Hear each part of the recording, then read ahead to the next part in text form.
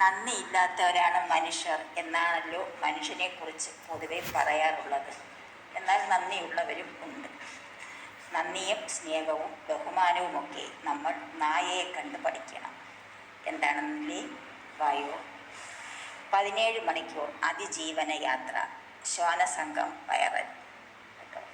സാമൂഹ്യ മാധ്യമത്തിൽ പ്രചരിച്ച വീഡിയോ ദൃശ്യം. ബെയ്ജിംഗ്. മുന്നിൽ നയിക്കാൻ ഒരു കോർഗി നായ, ജർമ്മൻ ഷെപ്പേർഡും ലാബ്രഡോറും പെക്കിൻഗീസും ഉൾപ്പെടെ വിവിധ ഇനങ്ങളിൽപ്പെട്ട 6 നായകൾ പിന്നാലെ. സാമൂഹ്യ മാധ്യമത്തിൽ ഇതിനോടകം 23 കോടി ആളുകൾ കണ്ട ഈ വൈറൽ ദൃശ്യം സാഹസികമായ ഒരു അതിജീവന യാത്രയുടേതാണ്. 17 കിലോമീറ്റർ നീണ്ടൊരു യാത്ര. അത് പറയുന്നത് ചൈനയിലെ ജിലിൻ പ്രവിശ്യയിലാണ് സംഭവം.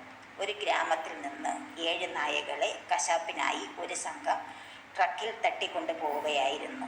അനധികൃതമായി പട്ടിയിറച്ചി കച്ചവടം നടത്തുന്ന സംഘമാണ് ശ്വാന കവർച്ചയ്ക്ക് പിന്നിൽ.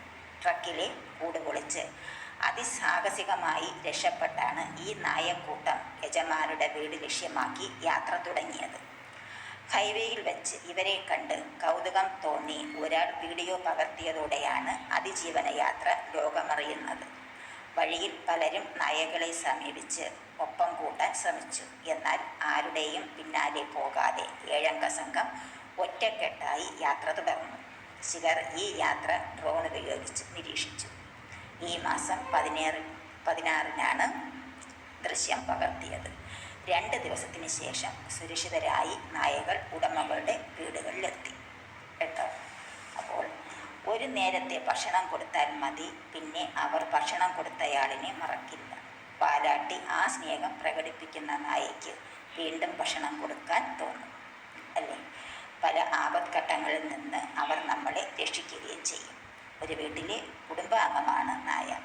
അവരെ ഉപദ്രവിക്കാതെ വളർത്തുക. God bless you. Thank you for watching.